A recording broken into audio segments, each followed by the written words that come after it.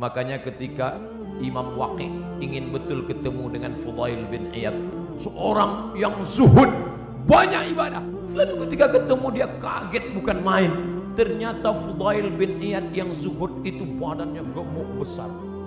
Kata Waqi, ente katanya ahli ibadah, puasa sunatnya banyak, kok ente gemuk banyak makan? Kata Imam Fudail, aku sangat senang masuk Islam, aku sangat senang ibadah, maka setelah hatiku senang, makanku kuat. Makan tidak ada salahnya. Apa salahnya? Oleh sebab itu sekarang orang saling ejek mengejek. Tidak usah mengejek, yang penting kita beribadah. Yang paling celaka, sudahlah kurus tidak beribadah. Cacing pun tak senang. Begitu mati kata cacing, udah capek-capek datang jauh-jauh cuman sop tunjang. Innallaha la yanzuru ila ajsamikum. Allah tidak melihat tubuh kamu. Wala ila suwarikum. Allah tidak melihat rupa wajah kamu. Lalu yang dipandang Allah apa?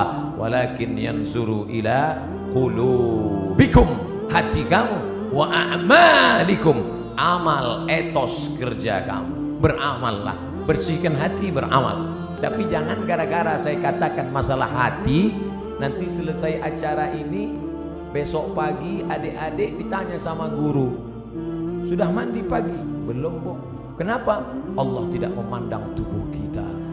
Yang dipandang Allah adalah hati kita dengan taik mata yang belum disapu.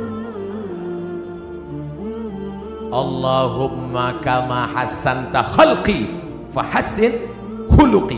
Ketika berkaca di depan cermin, sebagaimana kau sudah perbaguskan, perbaiki bentuk fisikku, perbaiki jugalah batin yang ada di dalam. Oleh sebab itu maka jangan sampai kita rusak memperhatikan kulit halus kurang halus, memperhatikan rambut ada yang putih satu dicabut, memperhatikan hidung bolak-balik dilihat, memperhatikan dagu ingin dibelah di tengah, akhirnya macam-macam.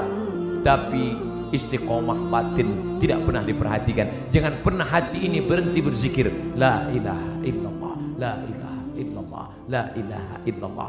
Apa yang ada di pikiranmu, itulah yang ada di hatimu, itulah yang tersebut dalam lidahmu. Jangan pernah berhenti.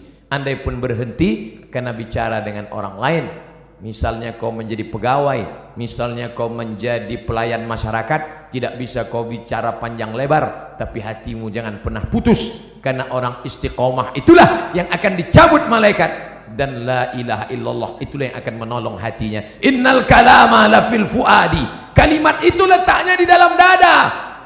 Lalu kemudian bagaimana? Wa innama ju'ilal lisan, diciptakan Allah lidah, alal fuadi dalila, mewakili apa yang ada di hati. Lidah berkata la ilaha illallah.